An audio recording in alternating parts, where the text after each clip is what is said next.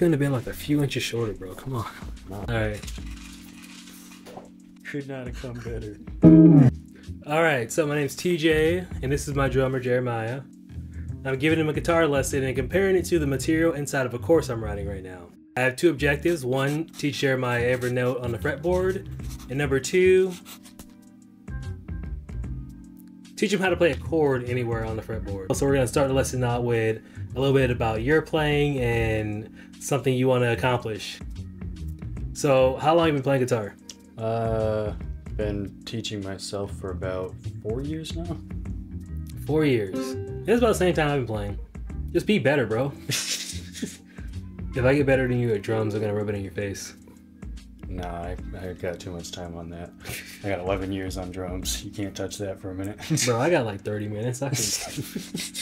What's something you want to learn on guitar? Just how to get better at forming melodic phrases, because I play pretty much exclusively like chordal stuff. True. So I haven't really learned how to make melodies that well yet.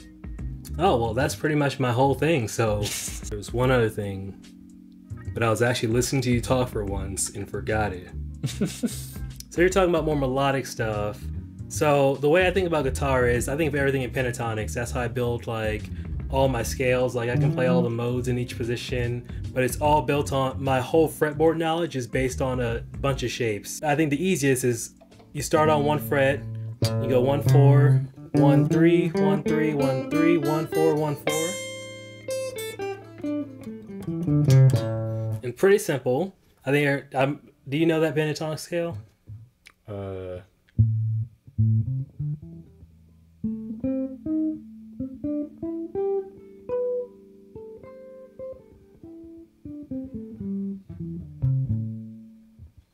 Yeah. So basically the way this pentatonic scale works is a regular scale has 7 notes. This just takes out the 4th and the 7. Right. So I like to think of the index finger as the minor root and then the pinky as the major root. So this is A and this is C.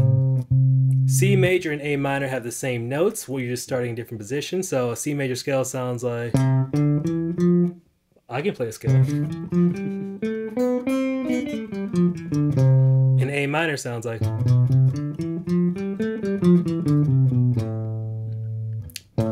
So if I was playing like A minor chords or A minor progression, or if I was playing something in C major like...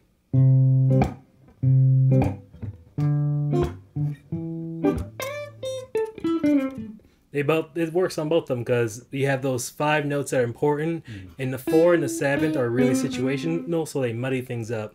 So with just these 5 notes, you have a basis. So before we get into how to like build melodies off that, let's just experiment with feeling that scale out. So just play random notes up and down that scale, however your ear tells you, and I'll play a chord progression in the background.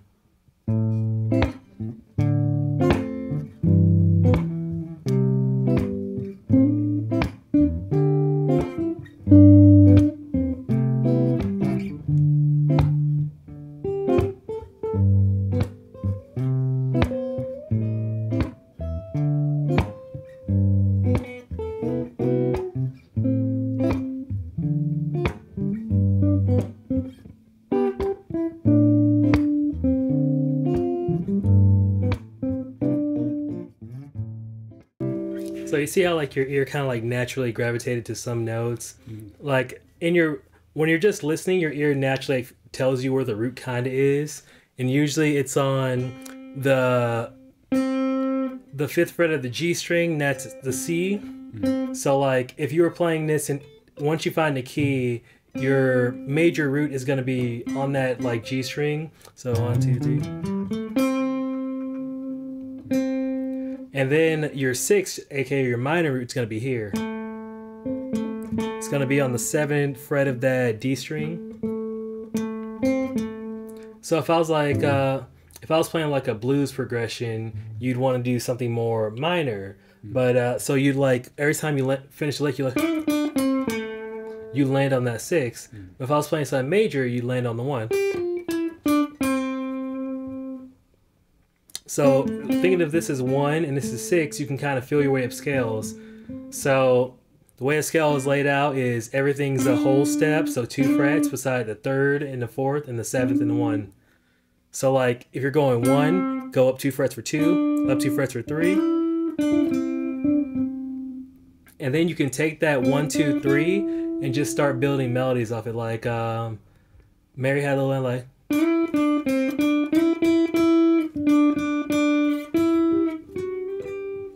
Like, yeah, you just like start on those notes, and that's how you start feeling out. And once you have, there's a certain point where your brain and your fingers start thinking the same thing. So instead of thinking of notes, you're only thinking of pitches, and your fingers will just naturally gravitate where you should go. What is any song melody? Jeremiah, tell me a melody. Bro, we're the worst musicians in history, dude. Now, what about Baby Shark?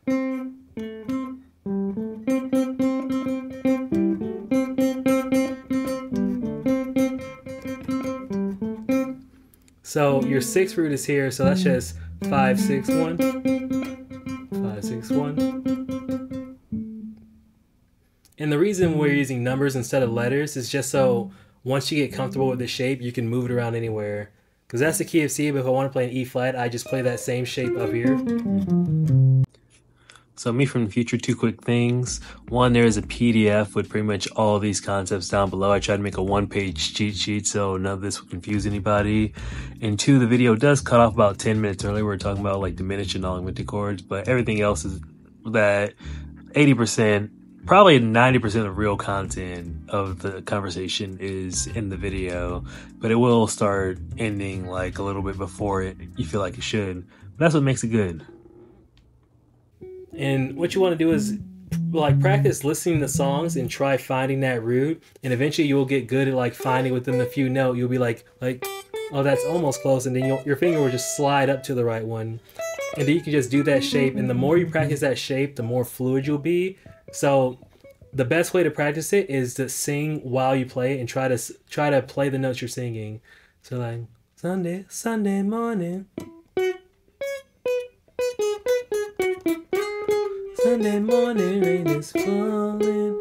Like make up melodies in your head, sing them, and then try to play them. And that's like the easiest way to get the notes under your fingers and in your brain without actively thinking about what you're playing. So like, what's a video game melody? Super Mario. Da da da da da da. There we go.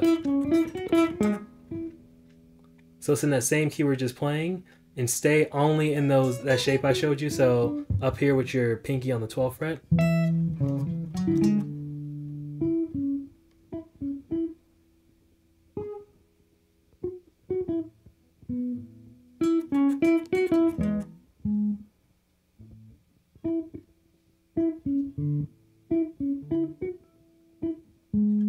Yep, there it is. And basically, if you practice that for a week, by the end of that week, it's gonna be to the point where like you'll start hearing where to put the notes before you even put your hands on, like before you even play a note. Like your finger would just gravitate towards close, like, oh, that sounds like this. Because there's a few keys that your ear naturally gravitates towards, and you'll start hearing songs in them all the time. And you'll be like, well, I know this. There'll be moments where you just pick up your guitar and you can like kind of suss out where the notes are just from getting used to playing this shape. Now on to finding every note on the fretboard. I find that just knowing where the notes are, you start like seeing patterns. Like you'll play something up here, and you're like, well, I know this is here, and you can transfer it all the way up. So my favorite thing I saw is when I first started playing is someone just said find all the notes, and they talked about the landmark system. And me being who I am, I didn't even watch the rest of the video. They just brought up like that task. So I'm like, okay, well, I know an octave is 2 frets over and 2 strings over and 2 frets up.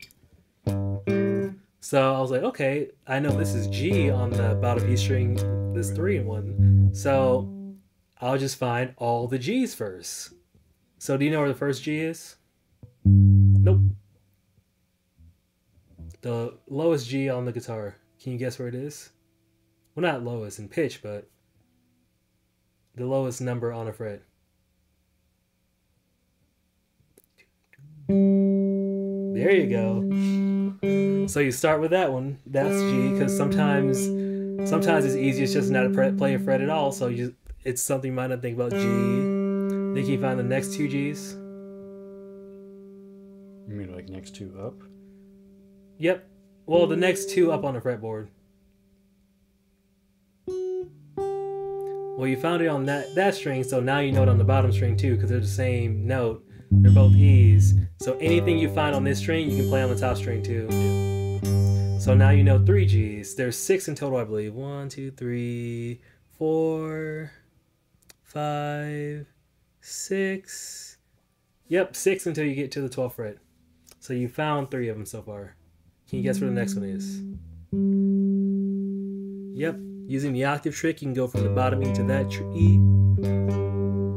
Now, every string is a 4th up. You don't really got to think about that too much. Just know that the B string is different. It's a 3rd up. Right. So you got to compensate up 1 fret anything you play on the other frets.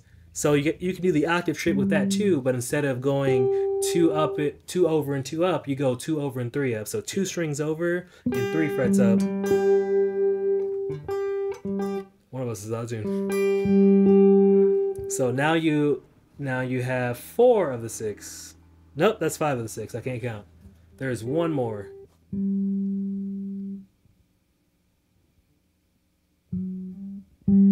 There you go. That's the last one. So now is the fun part. Now that you know where all those G's are, to increase like your knowledge of it, like your comfortability with it, so you don't have to think about it. You basically just play all the G's to a metronome. So you'll go like G. I'm the one who's out of tune. So, of course, you got to start out slow until you get all of them in your brain, because sometimes you'll still trip yourself up. But I think using this method, I thought it'd take a long time, and after a week, I just knew like where everything was, and I didn't have to think about it. Like I was like, okay, what note don't I know yet? And I think it was like F sharp, so I filled in all the F sharps. I'm like, oh, that's all of them.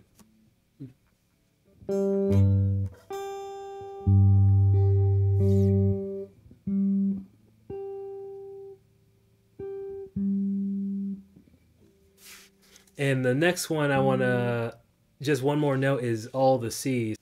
So C is after B, so go to the B string and play the 1st fret. And now go to the other C you're talking about. So that's 2 of them, use the octave trick. 2 strings over, 2 frets up. That's 3. Now there's one on the E string.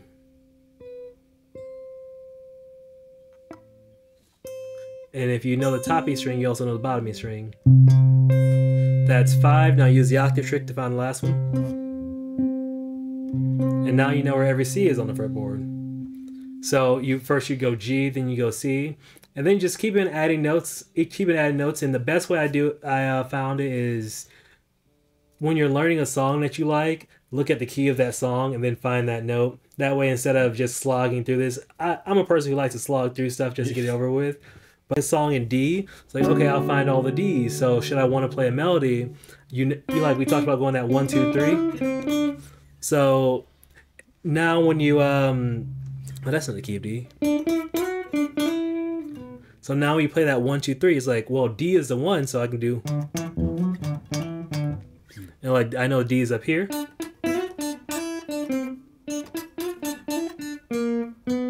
There we go. Well, that's a different pentatonic position there. But yeah, that's the biggest reason you want to learn it everywhere. And then when you know different movable chord shapes, you can play the D here, or the D here. So now that we've gone on how to find every note on the fretboard, let's go on over how to find every chord. So there's a few basic chord shapes. I'll show you bar chords, but since bar chords hurt and take time to like really perfect, I think yours are fine. But I'll also show you how to do the triads like that you would do in jazz. So I think triads is easiest. you just gotta really learn 2 shapes on the. Only need to learn them on the 5 in the 6th string, and everything after that's just a bonus. So all the chords you could ever need. So now that I know a G is here, so I'll start with a G. G major. You play the G. You go over 2 frets, and you play the same fret. That's root 7th, G, F, and then the 3rd is the 4th fret of the. I shouldn't have put new strings on this bad boy. So now whatever note you play that on, you're playing a dominant 7. So if I'm a G, I know my C is up here. 8th fret, G's. Now, if you wanted to make that minor, all you gotta do is move that ring finger down 1. Now it's G minor. If I go to my C, now it's C minor.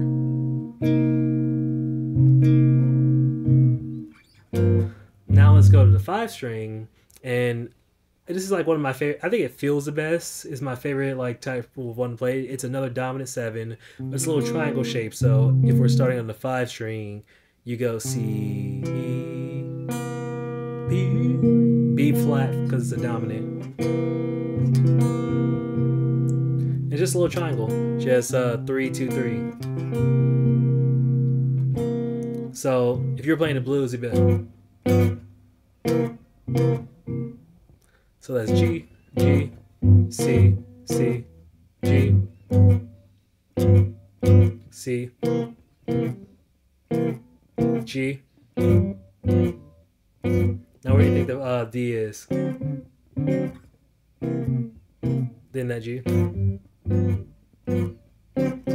And from learning this chord shape, like that's just a 1-4-5 blues, easy as it gets. But now that you know where the notes are, like if you know where C is, you can think 1 above C is D, and you find instead of having to go through each of these like I showed you on the neck, there'll be notes you cling to. Like with G, I'm like A is right above G, and that's just how I learned it. I just plug in pieces around it, and it all just one day it clicked to the point where I started seeing the patterns, and instead of like watching YouTube videos or reading books, I just started feeling it out myself because I knew how to build the chords now because I'd seen the notes arranged in so many ways. I'm like, oh, I get this. Yeah. I just start memorizing it without like actively trying. So now for a minor on the 5 string, you just take the index finger and move it down 1. So instead of C, E, B flat, you have C, E flat, B flat. They sound really similar, so like I love mixing it up. Like if I'm like, say I'm playing I'll say in that key of G, like if I'm playing the 3 chord, if you make it dominant, it sounds like wicked.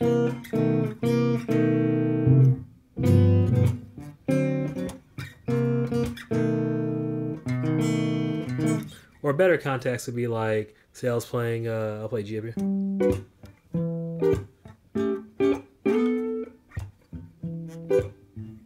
So like, I'm also playing 2, like the 2 and the 3. If you make them dominant chords in this position, they don't sound too much different, but they sound like pretty wicked.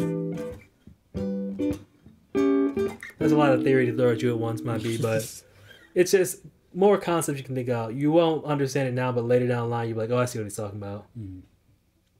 So now that you know those 2 shapes, I showed you dominant 7, so I'll show you major 7 too. So for major 7, you just gotta move this your middle finger up 1, because these triads are root 7th and 3rd, and so like dominant 7 is a flat 7th, and this is just a regular 7. And for this shape, you would just, since this is root 3rd 7th, you would just move this up 1. So you'd move your ring finger up 1. You don't really encounter diminished with these shapes because you don't have a 5th. So like if I see a diminished chord and I don't plug in the 5th fast enough, it's okay. I'm playing like 3 of the 4 notes. Yeah. So let's see. That's how to find those chords. So now I'll show you the bar chords. The bar, like, those are like more useful in jazz settings. They're pretty bare bones. So like, if you're playing in a jam and you don't really know what chords you're playing, you can kind of feel out those. And even if you're not playing the right chord, if you're playing a triad, there's a chance you're playing 3 of the 4 chords. Yeah. Like if you're playing either 1 or the 6, you're gonna get them right. So bar chords. My favorite bar chord is the major 7. I only play 7 chords when I play. Like I have to force myself to play regular chords because a regular bar chord, say we're starting on the 5 string, is you make a bar with your index, then you go 1 string over and make one with your ring finger 2 frets up. That's C, G, C, E. And you can even take this root off and still have a C, all the notes C, E, G over here. I think that's pretty boring. I don't like doing it because it hurts my hand. So to make that a major 7, you just drop this middle one 1 fret. So you make that triangle shape. So root on the C, and that's a major 7.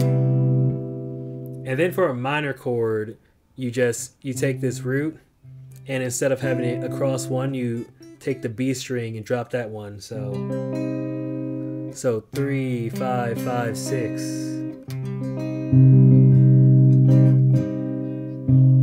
And to make that a 7th chord, you just lift your pinky. I like playing it as a 7th chord because though this one feels like it has a little bit more character to really tell it's minor, this is a little bit more ambiguous. So with this minor chord, you could, if say you're playing the 2 chord, if you're playing that 7th chord, it can sound like the 5 also. So it sounds like dominant, and the ambiguousness lets you like create some colors without like everything clashing. Howdy, thanks for watching. That is the point when the video had cut because the storage was full. But thank you for watching. And again, the PDF, if you didn't see it down below, all the gear I use is down below. And yeah, if you liked it, give me a subscribe and you'll see more cool content like this. Me and Jeremiah are planning a lot of cool stuff to show everybody. So yeah.